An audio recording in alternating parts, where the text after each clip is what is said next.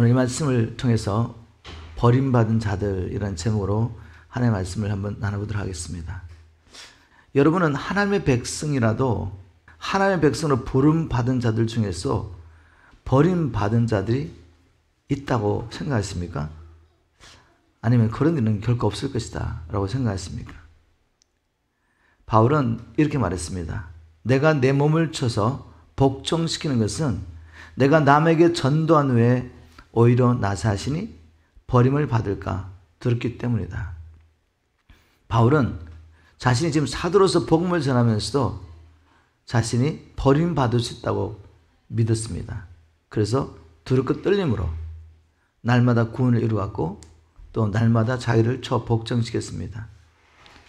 우리는 이스라엘 민족을 통해서 그들이 비록 하나님의 분을 받았지만 선민으로서 열방의 제사장 나라 분을 받았지만 그들이 하나님께 불순종하고 마음을 강팍하게 하고 하나님이 그들을 계속 돌아오라고 부르심에도 불구하고 끝까지 자기 길을 갈 때 버림을 받았다는 것을 우리는 알고 있습니다. 이것은 정말 우리가 직면하기 쉽지 않는 불편한 진리죠. 즉 우리도 버림받을 수 있다는 것. 그렇지만 불편한 진리라도 진리입니다.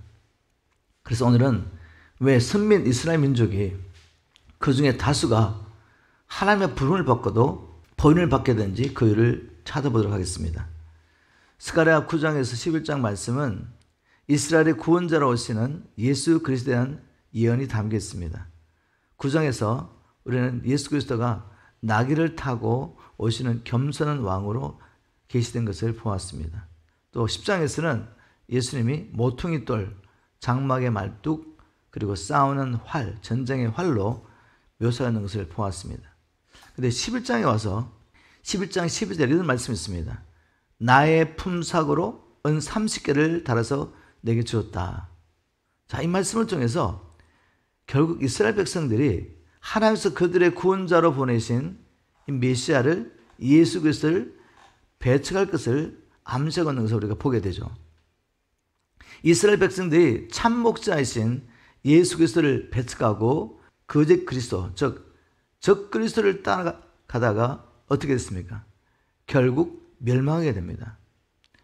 왜 그들은 참 목자, 참된 그리스도를 거부하고 배척하고 거짓 그리스도, 적 그리스도를 따라가게 됐을까요? 왜 그렇게 됐는지 오늘 말씀을 통해 살펴보고 오늘 하나님 말씀을 통해 또 우리에게 경고하시는 말씀을 들으시고 정말 영적으로 깨어나서 우리가 하나님 나라 들어가기를 힘쓰게 해주시는 축복합니다.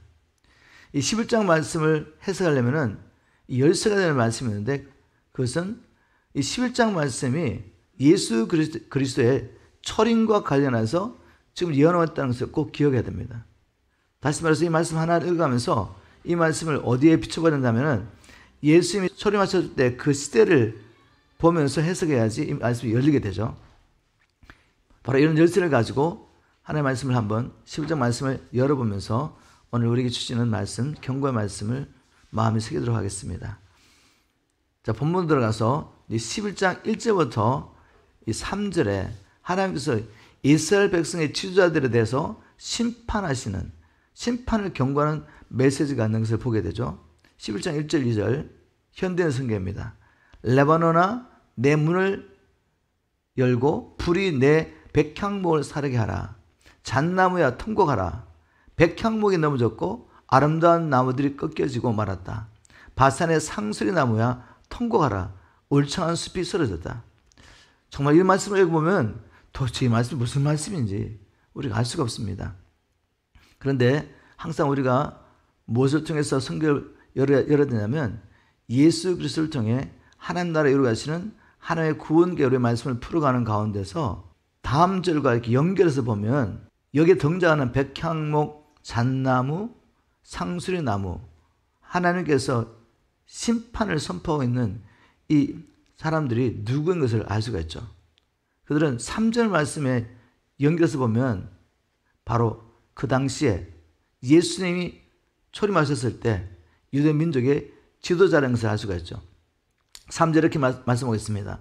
목자들의 통곡하는 소리가 있으니 라는 이 말씀을 통해서 하나님께서 심판을 선포하신 이 백향목, 잣나무, 상수리나무, 그들은 바로 예수님 당시에 이스라엘의 지도자였던 것을 알 수가 있습니다. 이 지도자들을 목자라고 이렇게 표현했는데, 왜냐하면 하나님께서 이스라엘 백성을 다스리라고 그 당시에 세웠던 사람들이 누구겠습니까? 그들은 바로 대제사장들이고, 그리고 그 다음에 장로들이고, 서기관들, 바리새인들, 이런 분들이죠.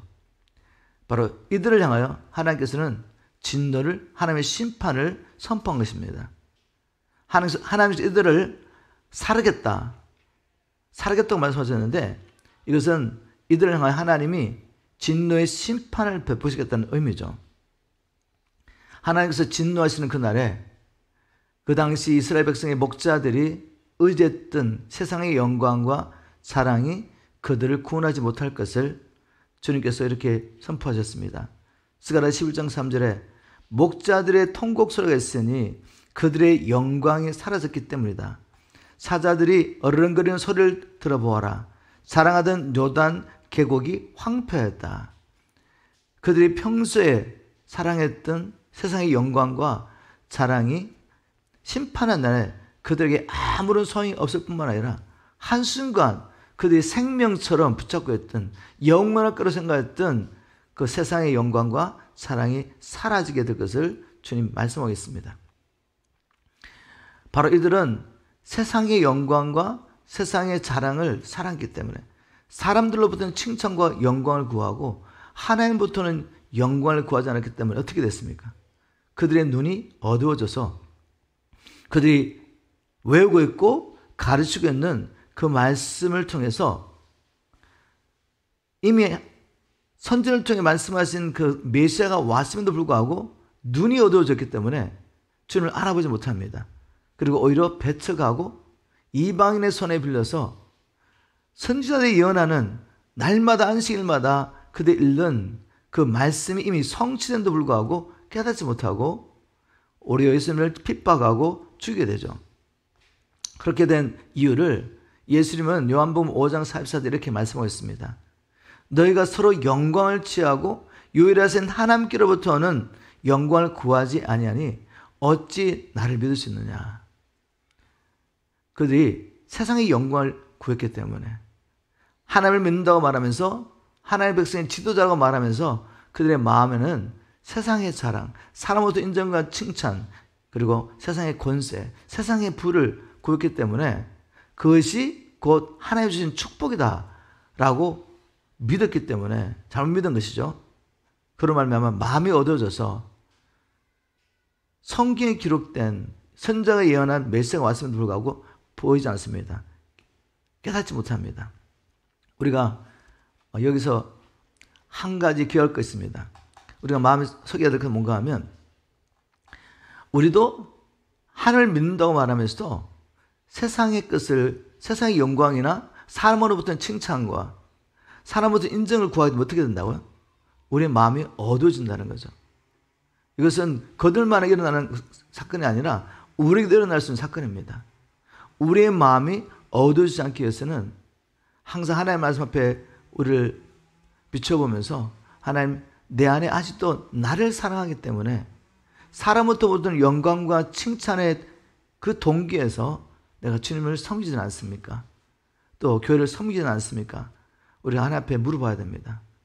여러분, 세상의 영광과 자랑은 이 땅에 사는 동안에도 우리에게 진정한 만족을 줄 수 없습니다. 진정한 만족은 어디 있습니까? 진정한 마음의 기쁨과 평강은 오직 주님 안에 있는 줄 믿으시기 바랍니다. 오직 주님 안에만 우리의 영혼이 그렇게 간절히 찾고 있는 기쁨이 있습니다. 우리가 온전히 주님의 통치를 받을 때 내 생각과 내 뜻을 내어놓고 자신을 부인하고 날마다 순간마다 십자가를 지고 주님을 쫓아갈 때 바로 그곳에 진정한 기쁨과 행복이 있는 줄 믿으시기 바랍니다. 자, 이제 하나님께서 왜 이스라엘 지도자를 향하여 이 심판을 선포했는지, 이스라엘 지도자를 향한 심판은 곧 하나님의 백성에 대한 심판이죠. 왜냐하면 지도자들이 심판을 받는데 백성들은 심판을 받지 않을 수는 없지 않습니까? 오늘날에도 지도자가 부패와 타락하면 그들만 망하는 것이 아닙니다. 온 나라가 망하게 되는 거죠. 하나님께서 스가랴를 통해서 이스라엘 지도자를 향하여, 목자들을 향하여 심판을 선포하셨지만 결국 그것은 이스라엘 민족에 대한 심판이었습니다. 그들은 어떻게 이렇게 심판을 받게 되는지 이어지는 말씀을 통해서 그 이유를 설명하고 있습니다. 이스라엘 백성은 하나님께서 그들을 위하여 보내신 이 구원자 예수 그리스도를 배척하고 죽임으로 결국 하나님의 심판을 받겠다는 것을 우리 이어지는 말씀을 통해 알 수가 있죠. 먼저 하나님께서 자기 죄로 말미암아 도살할 양떼같이 된 자기 백성의 구원을 위해서 예수 그리스도를 보내시겠다는 말씀이 바로 스가랴 11장 4절의 말씀이죠. 여호와 나의 하나님이 나에게 말씀하셨다. 너는 도살당할 양떼를 먹이라. 그들은 자기 죄로 말미암아 팔려서 이제 죽게 됐습니다. 하나님의 심판을 받을 수밖에 없는 거죠. 영적으로 보면 마귀에 끌려다니고 있습니다. 마귀의 밥이 됐습니다. 너는 도살당할 이 양떼를 먹이라고 말씀하시며 그들이 비록 불순종하여 죄에게 팔려서 마귀의 종노를 하며 죽게 됐지만 하나님께서는 스가랴를 통해서 이렇게 말씀하십니다. 네가 가서 그 죽게 된 나의 양떼를 먹이라고. 자, 여기서 하나님 말씀하신 나는 물론 1차적으로는 스가랴입니다. 이 말씀을 받고 있는 스가랴. 그런데 이 스가랴 9장에서 11장의 말씀은 장차 오실 예수 그리스도에 대한 예언입니다. 그래서 이 스가랴가 결국 궁극적으로는 초림하실 예수 그리스도라는 것을 우리가 문맥을 통해 알 수가 있습니다. 스가랴 11장 13절에 이런 말씀이 있습니다. 그때 주께서 내게 말씀하셨다. 여기서 스가랴죠, 물론. 그런데 이 말씀이 스가랴가 아니라 궁극적으로는 예수 그리스도에 대한 예언이라는 것을 알 수가 있죠. 그때 주께서 내게 말씀하셨다. 그 돈은 이 백성들이 기껏 내 몸값으로 매긴 돈이다. 너는 그 돈을 토기장에게 던져주어라. 그래서 나는 내 품삯으로 받은 은 30개를 주의 성전에 있는 연복기에 던져 넣어 토기장에게 돌아가게 하였다. 여러분, 이 말씀을 쭉 들어보면 우리가 이제 마태복음 했는데 마태복음 할 때 말씀 기억나십니까? 가룟 유다가 예수님의 몸값으로 받은 돈이 얼마였죠? 은 30개였습니다. 은 30개를 예수님을 넘겨주는 대가로 받게 되죠. 그런데 나중에 그가 자기가 잘못한 것을 뉘우치고 그 은 30개를 가져가서 어떻게 했습니까? 대사장에 주면서 성경에 보니까 성전에 던집니다. 성전에 던짐으로 여기 내 품삯으로 받은 은 30개를 주의 성전에 있는 연복기에 던진다는 말씀은 성취되죠.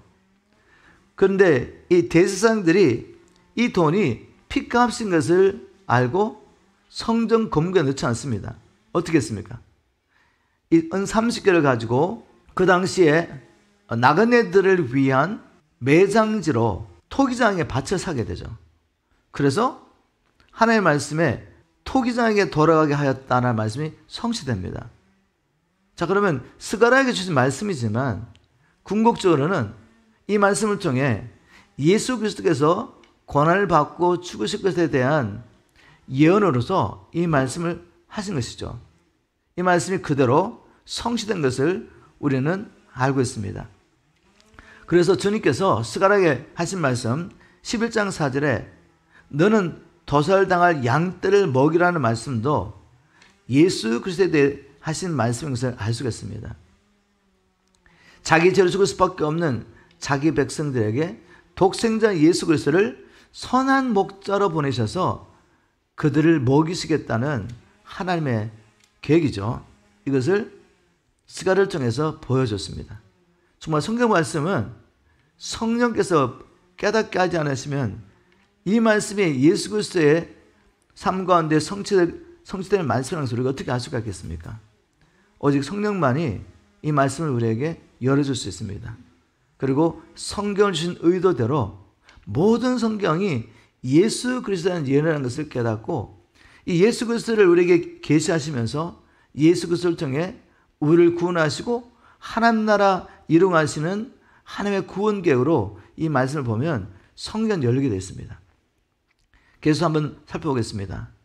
여기 하나님께서 스가랴에게 자기 백성을 도살당할 양떼라고 이렇게 표현하셨는데 왜 자기 백성을 도살당할 양떼라고 말씀하셨을까?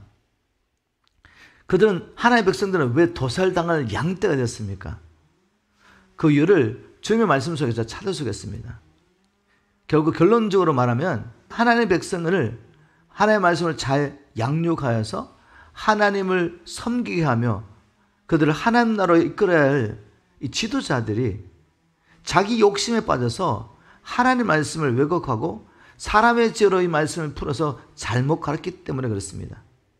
마태복음 24장 13절 주님께서 이스라엘 지도자를 향하여 이렇게 선포하십니다. 화 있을진저 외식하는 서기관들과 바리새인들이여 너희는 천국 문을 사람들 앞에서 닫고 너희도 들어가지 않고 들어가려는 자들도 들어가지 못하게 하였다.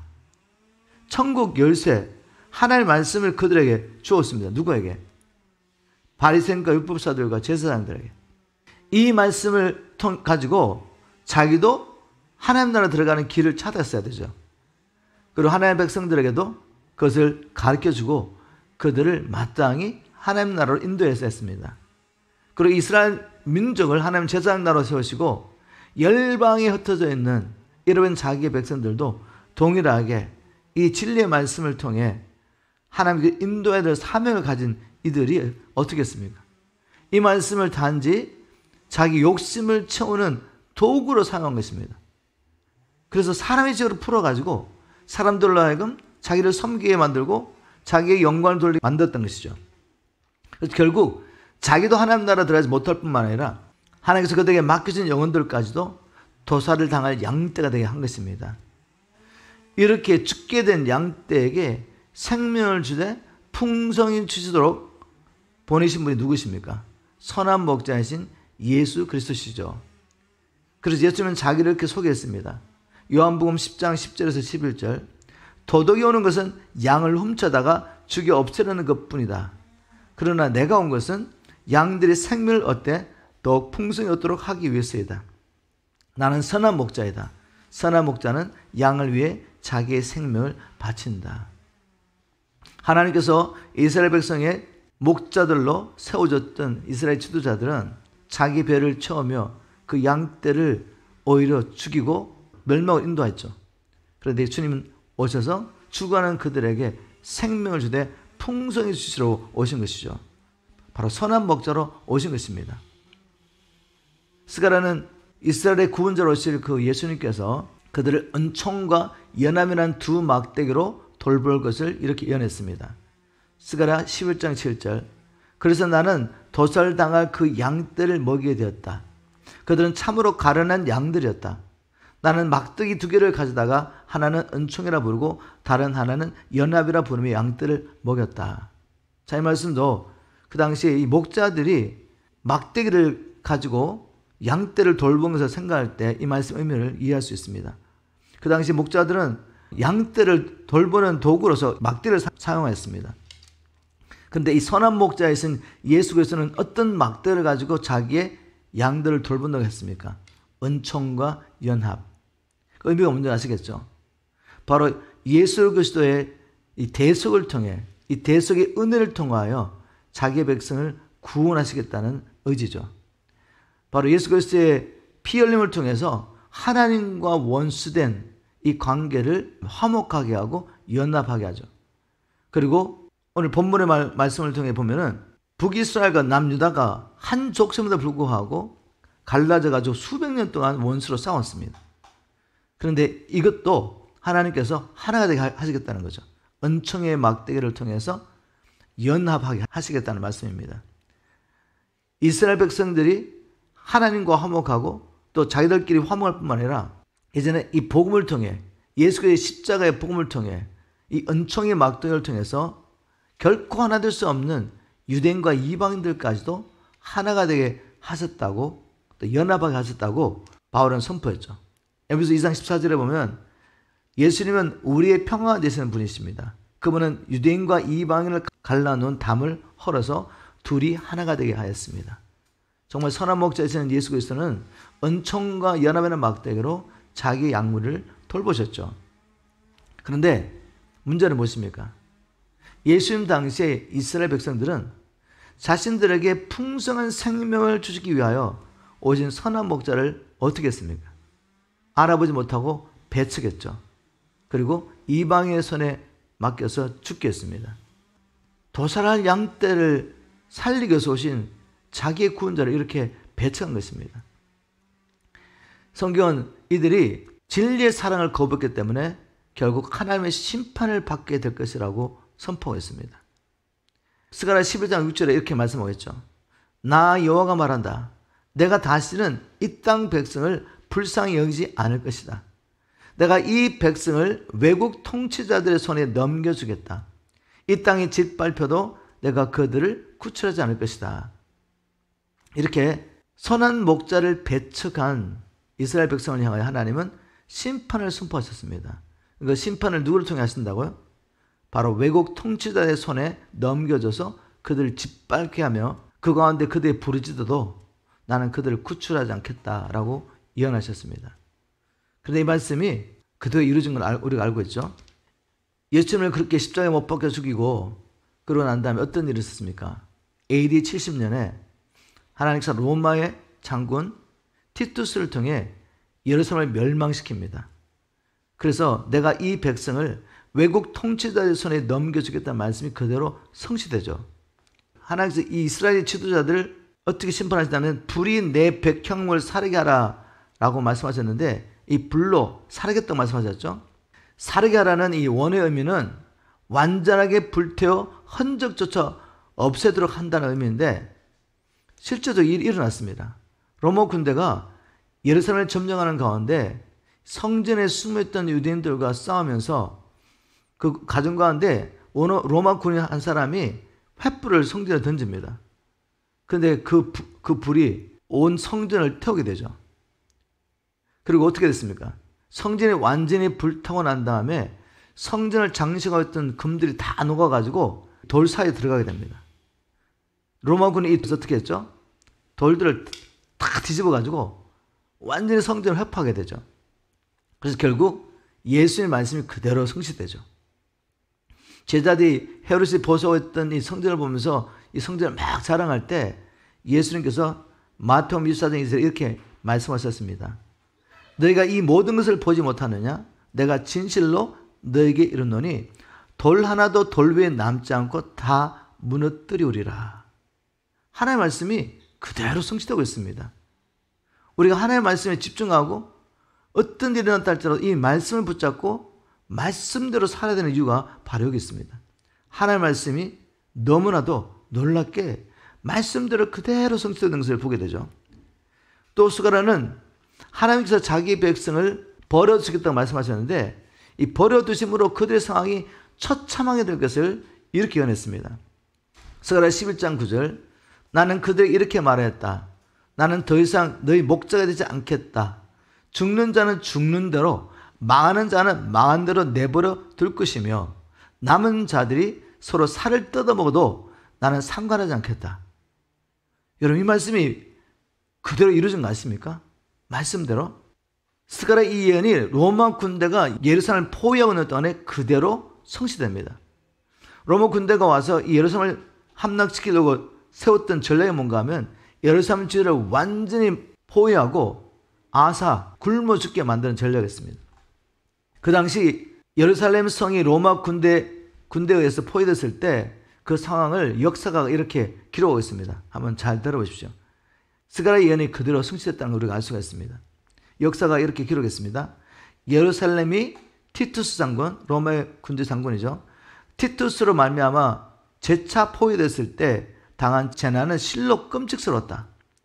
그 도성은 6월절에 포위를 당했는데 수백만의 유대인들이 성 안에 모여 있었다. 6월절 지키려고 수많은 유대인들이 모였는데 로마 군대가 가서 포위를 했으니 그 수많은 사람들이 어떻게 먹고 살겠습니까? 사람들이 기아의 고통을 견디다 못해 그들의 가죽 허리띠와 신발과 방패 뚜껑을 씻기까지 하였다. 많은 사람들은 드레스라는 식물을 뜯어오고자 밤중에 몰래 성벽을 넘어갔다. 그러나 그들 중에 많은 사람들이 잡혀서 잔인한 고문을 받고 죽임을 당하였다. 기근이 점점 더 심해져 가족과 식구들이 죽고 갔다. 옥상에는 못 먹어서 완전히 탈진한 여자와 갓난 아이들로 북적거렸고 길에는 노인들의 시체가 절벽하였다. 아이들과 어른 그리고 청년들은 못 먹어서 부은 얼굴로 시장거리를 유령처럼 돌아다녔으며 아무데나 쓰러져 죽었다. 하나님의 말씀대로 선한 목자를 대적하고 죽이고 그리고 그렇게 죽일 때 뭐라고 말했죠?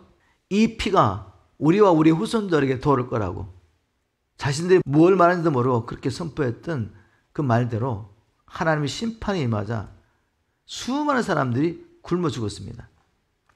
그래서 스가랴를 통해 하신 말씀, 죽는 자는 죽는 대로 망하는 자는 망하는 대로 내버려 둘 것이며 라고 말씀하신 이 말씀이 그대로 성취됩니다.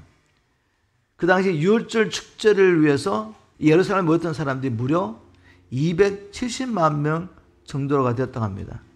270만 명 중에 거의 절반이 굶어 죽습니다.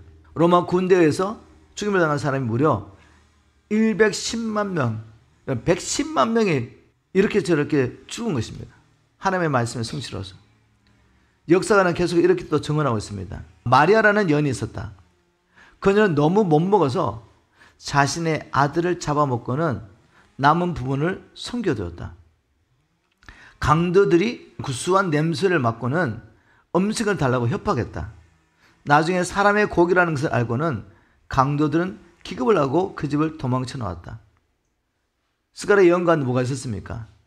남은 자들이 서로 살을 뜯어먹어도 나는 상관하지 않겠다 라고 말씀하셨는데 그 예언이 그대로 성취되었습니다. 이 역사적인 사건을 통해 우리가 교훈을 받아야 됩니다. 왜 그들이 이런 무서운 심판을 받게 됐습니까? 그들을 사랑하셔서 보내신 독생자 예수 그리스도를 배척하고 그 진리의 사랑을 배척하고 오히려 다른 것을 따라간 것입니다. 그런데 여러분이 이스라엘 민족의 입장에 대해서 보면 그들은 지금 메시아를 배척한다 생각하지 않습니다. 그들은 여전히 하나님을 섬겼다고 생각하고 있고 자기들이 하나님을 섬기기 때문에 하나님 앞에 기도하고 있고 하나님이 이 위경 가운데 그들을 구원해 줄 것을 간절히 부르짖고 있었습니다. 여러분, 그들은 미혹을 받은 것이죠. 그들이 하나님을 섬긴 것이 아니라 그들은 종교를로서 눈에 보이지 않았지만 이 마귀의 통치를 했던 것입니다. 하나님의 진리의 사랑을 배척하고 우리로 말하면 왜곡된 교리를 따라간 거죠. 타락하고 부패한 영적 지도가 알려준 잘못된 교리를 따라가다가 결국 이렇게 하나님의 심판을 받게 됩니다. 우리에게는 이런 일이 결코 일어나지 않을 것이라고 생각할 수 없습니다. 우리에게도 이런 일이 얼마든지 일어날 수 있습니다. 왜냐하면 성경은 이렇게 경고했기 때문입니다. 우리가 죄의 유혹을 물리치지 못하고 타협하다 보면 마음이 강팍해져서 우리도 얼마든지 하나님을 믿는 자리에서 떨어질 수 있다는 거죠. 바울과 히브리서 기자가 우리에게 이렇게 경고했습니다. 로마서 11장 20절 그렇습니다. 그들은 여기서는 이스라엘 민족이죠. 그들은 믿지 않음으로 꺾여졌고 여러분 이방인 로마 교인들 여러분은 믿음으로 접붙여졌으니 교만하지 말고 두려워하십시오. 하나님께서 원가진 유대인들도 아끼지 않으셨다면 이방인인 여러분도 아끼지 않으실 것입니다. 그러므로 여러분은 하나님의 자비로우심과 음하심을 생각하십시오. 넘어진 사람에게는 하나님이 엄하게 다스렸습니다. 그러나 여러분이 계속 하나님의 은총 가운데 있으면 하나님의 은혜를 간구하는 자리, 정말 주님의 은혜가 없이는 한순간도 살 수 없기 때문에 주님의 은혜를 붙잡고 날마다 은혜의 보좌로 나아가서 하나님의 은혜를 먹으면서 산다면 여러분에게는 자비를 베푸실 것입니다. 그렇지 않을 때는 여러분도 잘리게 될 것입니다. 여러분, 우리도 얼마든지 잘릴 수 있어요. 우리가 이만하면 됐다고 말할 수 있는 사람이 아무도 없다는 거죠. 내가 한때 얼마나 성령의 능력을 받고 주님을 사랑하며 주님을 섬겼는데 그런 내가 구원을 잃어볼 수는 없다. 여러분, 이렇게 생각하시면 자기를 속이게 됩니다. 그래서 히브리서 3장 12절에 히브리서가 이렇게 경고했죠. 형제들아, 너희가 삼가옥 너희 중에 누가 믿지 않는 악심을 품고 살아계신 하나님에서 떨어질까 염려할 것이요. 지금 형제들에게 경고하는 것입니다. 불신자가 아니라 13절에 오직 오늘날 걷는 동안에 매일 피차 건면하여 너희 중에 누구든지 제 유혹으로 강팍해 됨을 면하라. 우리가 시작할 때 확실한 것을 끝까지 견고히 잡으면 그리스도와 함께 참여하는 자가 되리라. 이렇게 바울과 히브리서 기자가 우리에게 경고하고 있습니다. 믿는 자들에게. 믿음에서 떨어지지 않도록 정신 차리라는 거죠. 세상과 타협하고 죄와 타협하는 것을 멈추라는 것입니다. 스가랴는 참목자를 배척한 이스라엘에 대한 심판의 도구라서 또 하나님께서 다른 한 목자를 일으킬 것을 예언하고 있습니다. 스가랴 11장 16절 말씀이죠. 내가 이 땅에 한 목자를 일으키겠다. 선한 목자를 보냈는데 그 선한 목자를 배척하고 죽였습니다. 그래서 하나님께서 다른 한 목자를 또 내가 일으키겠다고 말하는 거죠. 내가 이 땅에 한 목자를 일으키겠다. 그는 죽어가는 양들을 돌보지 않고 길 잃은 양을 찾지도 않으며 상한 양을 고치지 않고 금강한 양을 먹이지도 않을 것이며 살찐 양의 고기를 먹고 그 발굽을 찢을 것이다. 하나님께서 심판의 덕으로 한 목자를 일으킨다고 말씀하셨는데 선한 목자는 어떻게 했죠? 자기의 양들을 위해서 생명을 내어놓았습니다. 그리고 그 양들에게 풍성한 생명을 주기를 원하셨죠. 그런데 이 하나님께서 심판의 덕을 일으키는 이 한 목자는 양들을 돌보기는커녕 어떻게 한다고요? 양들을 도적질하고 죽이고 파괴한다고 하십니다. 그러면 이스라엘 민족을 향하여 심판의 도구로 보낸 이 한 목자는 누구일까? 성경에서 목자들은 지도자라고 말했죠. 지도자들. 이 한 목자는 1차적으로는 AD 70년에 예루살렘과 성전을 무너뜨린 로마의 티투스 장군이라고 할 수 있습니다. 그러나 이 목자는 궁극적으로 종말에 나타날 적그리스도를 상징합니다. 예수님은 주님께서 오시기 전에 먼저 이 적그리스도가 출현하게 될 것을 이렇게 예언하셨죠. 마태복음 24장 24절에 거짓 그리스도와 거짓 선지자들이 일어나 큰 표적과 기사를 보여 할 수 있다면 택하신 자도 미혹하게 하리라. 하나님께서 자기 백성들의 심판의 도구를 보낸 이 한 목자의 특징이 뭔가 하면 하나님의 백성 믿는 자까지 택하신 자들까지도 미혹한다는 거죠. 사도 바울도 많은 사람들이 마지막 때 적그리스도를 따라가게 될 거라고 말했죠. 미혹을 받고 적그리스도를 따라가게 되는데 그 이유, 왜 그들이 이 적그리스도를 따라가게 되냐 이거죠. 데살로니가후서 2장 9절부터 10절에 이렇게 경고하고 있습니다. 이 불법의 사람 곧 멸망의 자식이 출현한 것은 사탄의 조정에 따른 것인데 앞으로 장차 적그리스도가 나타나게 되는데 그의 이름이 멸망의 자식입니다.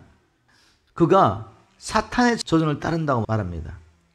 계시록 13장에 보면 그가 사단의 권세와 능력과 보호자를 등에 업고 나타나죠. 그 자는 세상에서 온갖 기이한 일과 표징과 거짓 기적을 행하면서 모든 불의와 악행으로 멸망받을 자들을 미혹하여 속일 것이다. 여러분, 이 멸망받을 자들이 세상 사람들이 아닙니다. 지금 바울이 이 서신서를 누구에게 보내고 있습니까? 데살로니가 성도들에게 보내고 있는 거죠. 이 성경 말씀은 하늘 면도 말하는 하나님의 백성들에게 주신 말씀이지 불신자에게 주신 말씀이 아닙니다. 자, 그래서 이 경고의 말씀을 우리가 마음에 새겨야죠. 왜 많은 사람들이 이 적그리스도의 미혹을 받고 그들을 따르게 됩니까? 데살로니가서 2장 10절에 바울은 이렇게 말합니다. 이처럼 그들이 그 자의 미혹에 속아 멸망받게 되는 까닭은 자신들을 구원하여 줄 진리를 사랑하여 받아들이지 않기 때문이다. 진리를 사랑하기보다는 뭘 사랑한다는 말이죠? 자기의 길을 즐겁게 하는 스승들의 교리를 따라갑니다. 이 말씀이 오늘날 여러분 성취되었다 생각하지 않으세요? 십자가의 복음, 자기 부인의 이 복음을 거부합니다. 십자가를 지고 주님을 따라가기 원치 않습니다. 나를 부인하고 주님 말씀에 순종하기를 원하지 않아요. 왜요? 그렇게 살면은 내가 불행할 것처럼 보이니까. 그렇게 살면 나의 모든 기쁨이 사라질 것 같으니까. 그게 진리입니까, 여러분? 미혹이죠, 미혹. 왜 많은 사람들이 이 세상의 것들을 막 추구하죠? 이것을 통해 행복할 거라고 생각하는 것입니다. 이것을 통해 기쁨을 누릴 수 있다고 생각하는 거죠. 근데 거기에 기쁨이 있던가요? 행복이 있던가요? 순간적인 쾌락은 누릴 수 있지만 그 쾌락이 절대로 기쁨이 아닙니다. 우리를 행복하게 하지 못하죠. 그들이 그런 불구하고 이러한 삶을 멈추지 못하는 것은 미혹을 받았기 때문에. 십자가를 지고 주님을 쫓아가는 것이 진정 복음입니다. 복음. 내가 살 수 있는 유일한 길이죠. 내 마음 가운데 진정한 기쁨을 누릴 수 있는 유일한 길이 무엇입니까? 내 자아가 죽는 것입니다.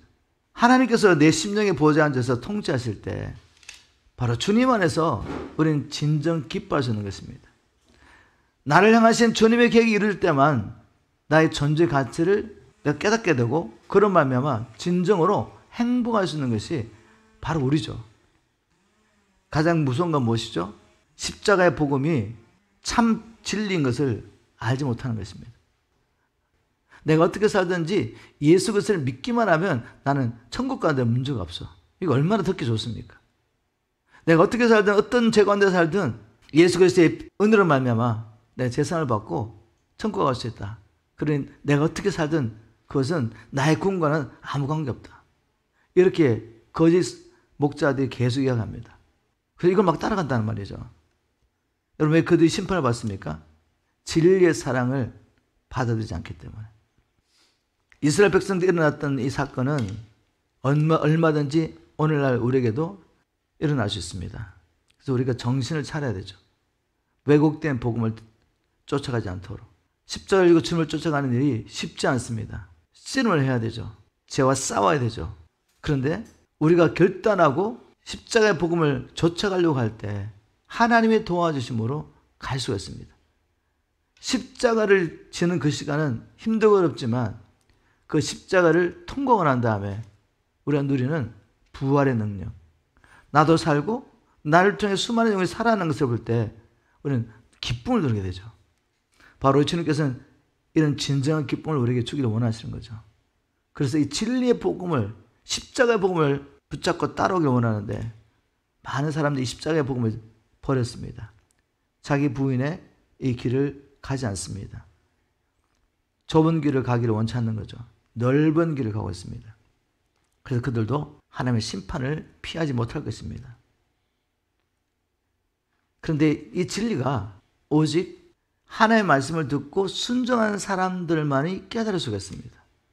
불순종하는 자들은 아무리 교회 와가지고 설교를 듣고 또 좋다는 유명한 목사님의 설교를 아무리 들어도 말씀에 순종하지 않은 자에게는 다 가려져 있습니다. 스가랴 11장 11절에 이런 말씀이 있습니다. 그때 내 말을 잘 듣고 따르던 가련한 양들은 이 같은 나의 행동이 주의 명령하는 것을 알아차렸다. 누가 스가랴가 하는 이 예언적인 행동과 그리고 그의 말을 알아차렸다고요? 그때 내 말을 잘 듣고 따르던 가련한 양들. 하나님의 말씀을 듣고 순종하는 자에게는 지금 스가랴의 말씀이 진리라는 것을 알았다는 거죠. 지금 제가 복음을 열어서 하나님의 말씀을 선포했는데 이 말씀을 우리가 하나님께로부터 온 말씀이라는 것을 알려면 어떻게 되죠? 하나님의 말씀에 순종해 봐야 됩니다. 야고보는 이렇게 말했습니다. 여러분은 말씀을 듣기만 하여 자신을 속이지 말고 말씀을 실천하는 사람이 되십시오. 말씀을 실천하십시오. 그리고 그 실천할 수 있도록 날마다 주님의 은혜를 구하세요. 그러면 하나님께서 초림하실 때 선지자를 통해 주셨던 그 모든 말씀이 말씀대로 성취된 것처럼 이제 주님이 다시 오실 때 주님께서 선지자를 통해 이미 말씀하신 그 말씀도 그대로 성취될 것을 깨닫고 믿을 수 있습니다. 우리 주님께서 오시면 어떠한 기준을 가지고 심판하신다고 하셨습니까? 그저 입술로만 믿습니다. 내가 주님께서 나를 위해서 죽으시고 부활하시고 성천하셔서 주가 된 것을 믿습니다. 이렇게 입으로만 고백해서 우리 하나님 나라에 들어갈 수가 있겠어요? 우리 예수님 이렇게 말씀하셨죠? 나를 불러 주여 주여 하는 자마다 다 천국 가는 것이 아니라 오직 내 아버지의 뜻대로 행하는 자에 들어가리라. 이기는 자만이 생명 남은 시간을 먹고 이기는 자만이 둘째 사망의 해를 피하고 이기는 자만이 그 이름이 생명책에 흐르지 않고 이기는 자만이 나와 함께 보좌에 앉아서 다스릴 것이다고 우리에게 이기라고 말씀하시죠. 거룩함이 없이는 아무도 주를 볼 수가 없습니다. 주님께서는 이 말씀대로 모든 사람들을 심판하실 것입니다. 만일 주님이 다시 오실 때 이 말씀대로 우리를 심판하실 것을 믿는다면 우리가 어떻게 살아야 되겠습니까? 바울처럼 두렵고 떨리는 마음으로 우리의 구원을 이루어가야 되죠. 그리고 바울이 우리에게 건면한 것처럼 경건에 이르도록 영적 훈련을 게을리하지 말아야 되죠. 디모데전서 4장 7절 말씀입니다. 경건에 이르도록 영적 훈련을 게을리하지 마십시오. 그럼 이 건면을 받아들여야 됩니다. 경건 훈련하는 것을 게을리하면 어떻게 되죠? 결국 영적 싸움에서 밀릴 수밖에 없습니다. 세상의 끝에 들어오니까 하나님의 말씀이 허해지고 믿어지지 않습니다. 정말 그런 일이 날까? 그래도 내가 한때 주님을 믿었는데.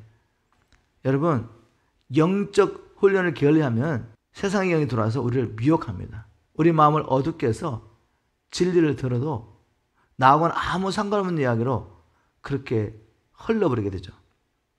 무엇보다도 우리 연약함을 도우시며 우리를 거룩게 하시는 성령님을 간절히 구해야 됩니다. 우리 날마다 하나님 앞에 나가서 구할 때 다른 어떤 것보다도 하나님께서 우리에게 주시기 원하시는 가장 좋은 것, 그것은 바로 성령님이시죠. 돕는 분 성령님.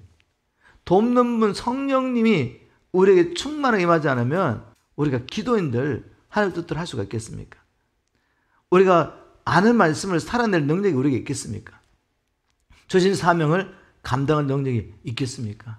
그래서 우리가 무엇보다도 성령님을 간절히 구해야 됩니다. 성령님 오늘도 우리에게 충만하게 임재하십시오. 말씀을 열어주시고 이 말씀에 붙잡혀 살게 도와주십시오. 바울처럼 거역할 수 없는 강력한 성령님의 인도를 받으며 오늘 하루를 살게 도와주십시오. 그래서 성령의 충만을 받고 우리 모두 남은 생에 어린 양이 어디를 가든지 따라가는 저와 여러분 되기를 지금 축복합니다. 그래서 주 예수 그리스도 강림하실 때 우리 모두 영광 중에 우리 주님을 맞이하는 저와 여러분 되기를 지금 축복합니다.